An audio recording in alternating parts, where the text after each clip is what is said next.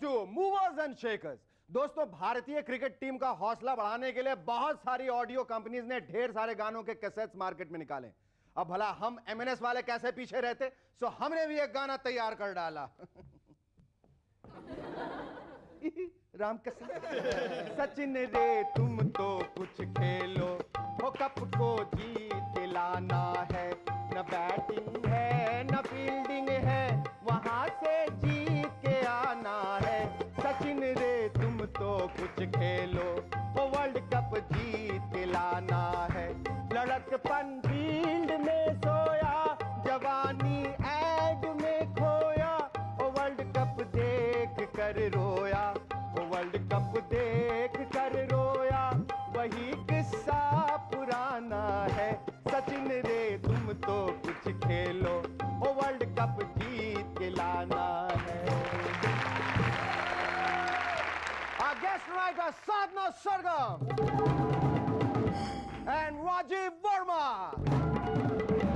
But before I give a loud round of applause to Shahrukhi and the Rubber Band.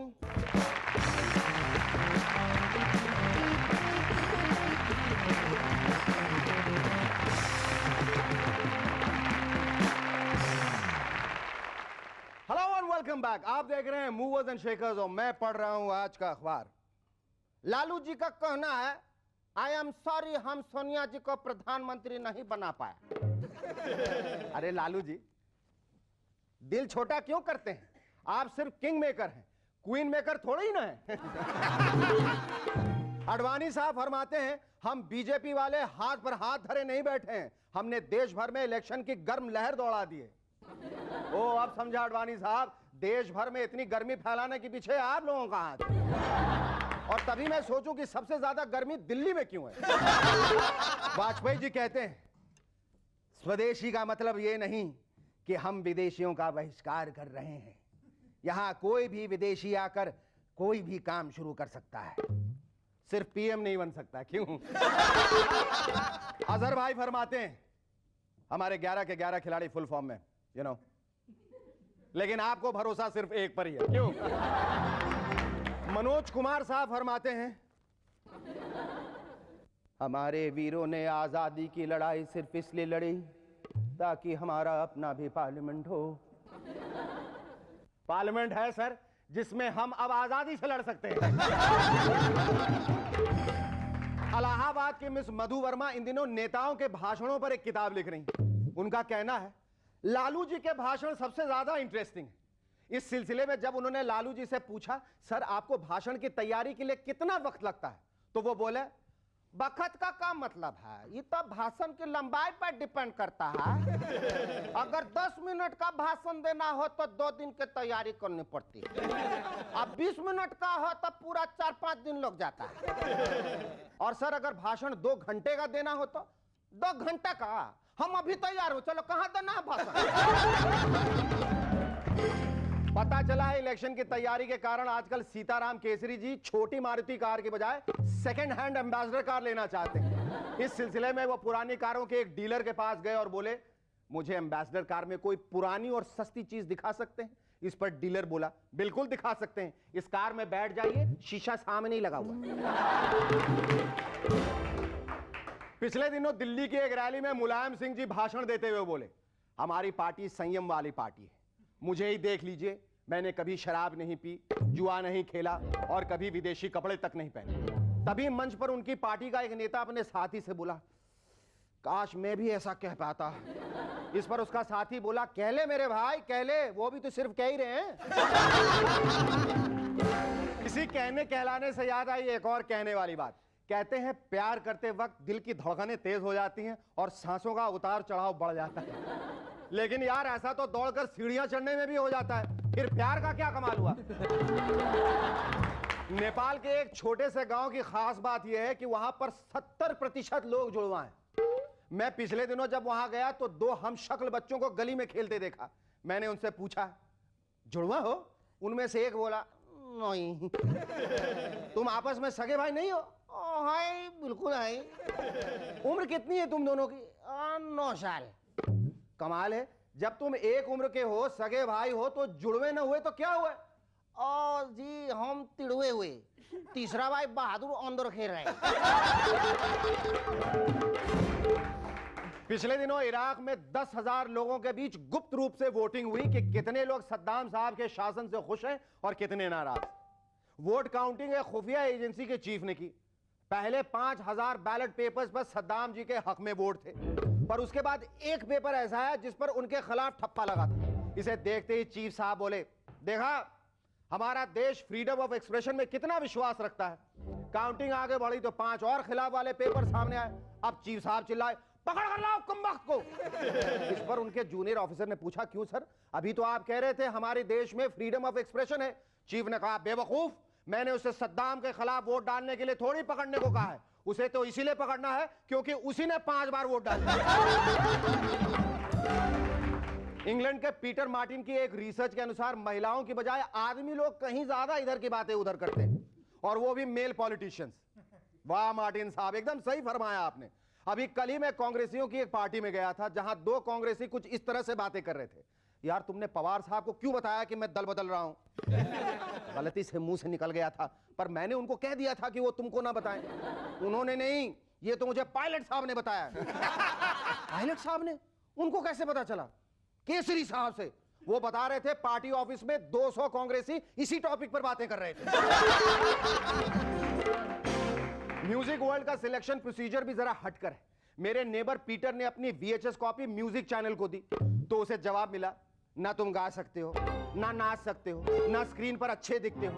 Congratulations, Hindi music video बनाने के लिए तुम बिल्कुल fit.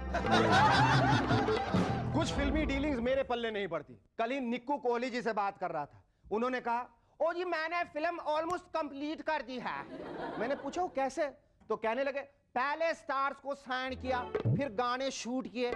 मैंने पूछा फिल्म की थीम क्या है? तो कहने लगा, ओए थीम शीम डायलॉग श्लॉग बाद में डिसाइड हो जाएगा, पहले फिल्म तो कंप्लीट हो जाए, स्टोरी अपने आप बन जाएगी और हिट भी होगी, क्योंकि फिल्म का नाम पिक्चर नंबर 1 जो है। Our first guest on M&S tonight is a singer with a silken voice who has sung some of the most melodious songs. Ladies and gentlemen, please welcome Sadhna Sargam.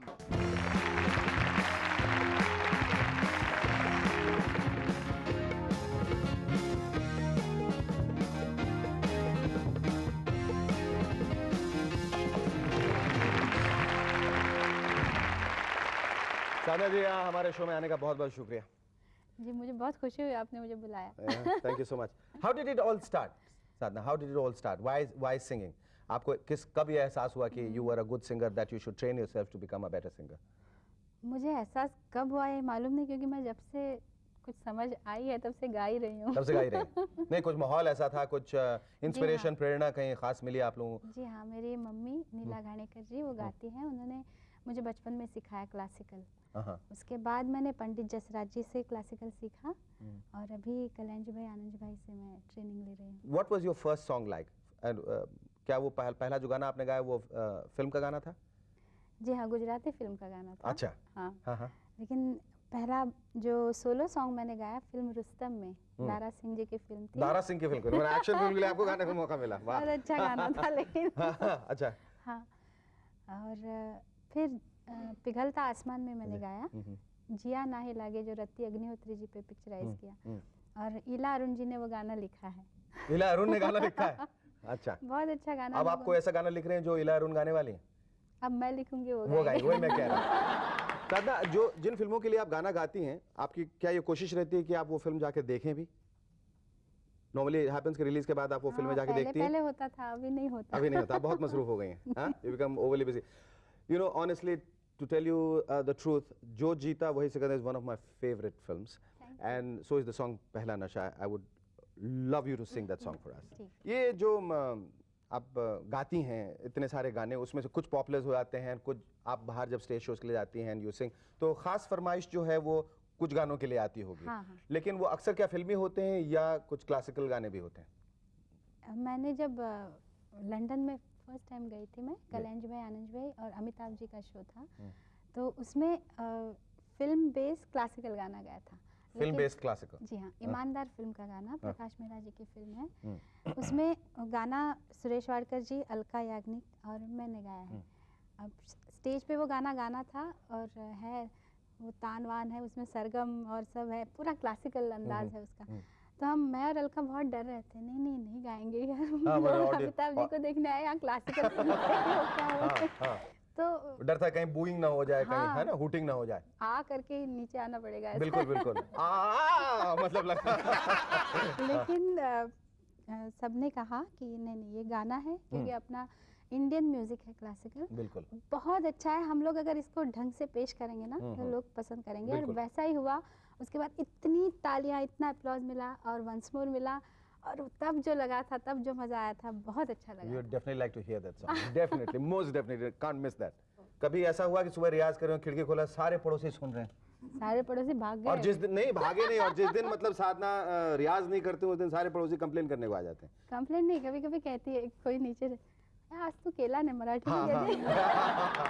आप competition में कितना ज्यादा believe करते हैं? Now there are so many singers who are coming, और आपका तो मतलब इन गानों के अलावा एक you have cut an pop album as well. तो क्लासिकल बेस्ड सिंगर्स के लिए पॉप काटना अपने आप में क्या पाप होता है? शास्त्रीय संगीत तो हमारे संगीत की बुनियाद है, तो बुनियाद अगर अच्छी हो तो कोई भी ढंग का, कोई भी रंग का गाना गाने आना चाहिए, ऐसा मुझे लगता है। और पॉप ये गाने जो- कैसे डिसाइड किया आपने, और किस किस्म का एल्बम ये है वो? विंग्स म्यूजिक की तरफ से आ रहा है, ओ माय लव इसका टाइटल है, और मुझे लगता है लोग पसंद करेंगे। जरूर पसंद करेंगे। आप गाए, लोग ने पसंद करे, ऐसा हो ही नहीं सकता है। Are you carrying the cassette और सीडी और एनीथिंग? अभी तक मार्केट में बाहर नहीं आया? नहीं आया अभी तो पब्लिसिटी भी अभी नहीं शुरू पब्लिसिटी हुई। नहीं हुई, लेकिन पब्लिसिटी शुरू हो गई समझ लीजिए। हाँ जी। लेकिन इस वादे के साथ कि मतलब मैं कि जब भी वो कैसेट बाहर आएगा उसकी पहली कॉपी आप मुझे देंगी। बिल्कुल। Okay, thank you so much, you are lovely talent. Our second guest on M&S tonight is an architect turned actor who has built up his acting career brick by brick. Ladies and gentlemen, please welcome Rajiv Verma.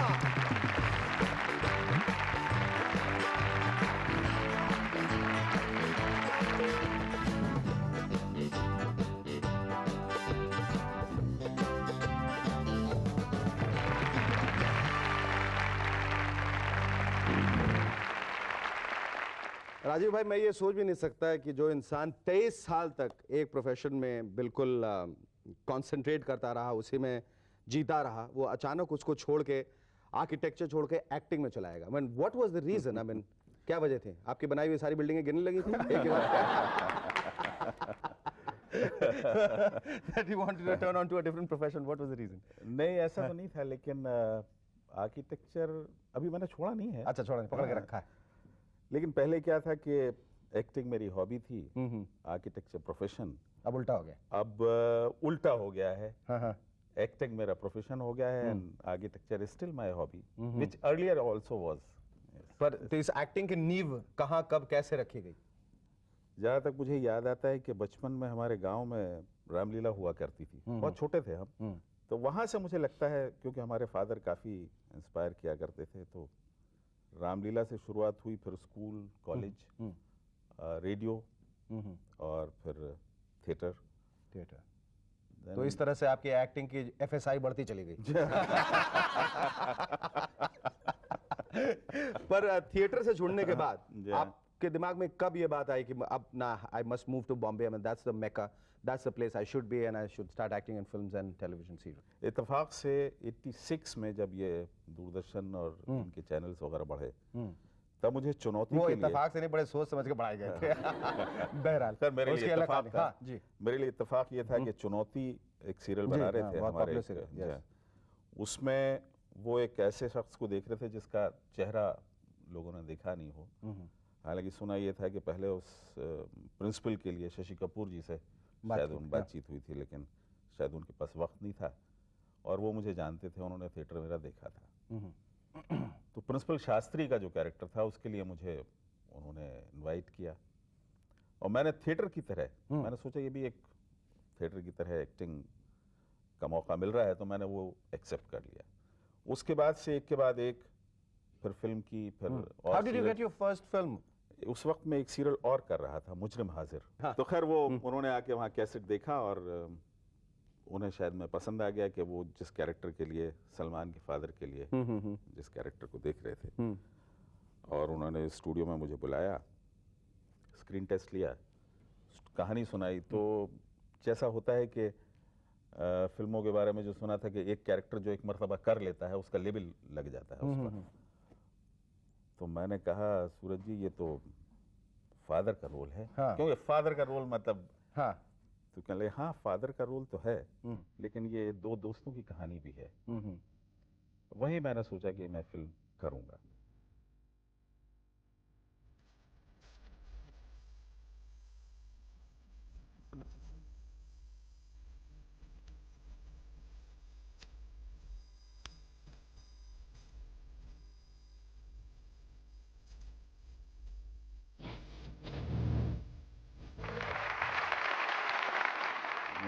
और मुझे उसकी एक ख़ास चीज़ ये याद है कि उसका मुहूर्त शॉट मुझ पर लिया गया था। बहुत तो खूब। वो तो आपने कभी ऐसे इस बात पे गौर किया है कि दूसरे फिल्म डायरेक्टर्स को जाके बताएं कि जब भी मुझ पे मुहूर्त शॉट लोगे this is going to become one of the biggest blockbusters? You think about that and you answer me after the break. Don't go by, stay tuned. We'll be back in a moment to chat some more with Rajiv Verma.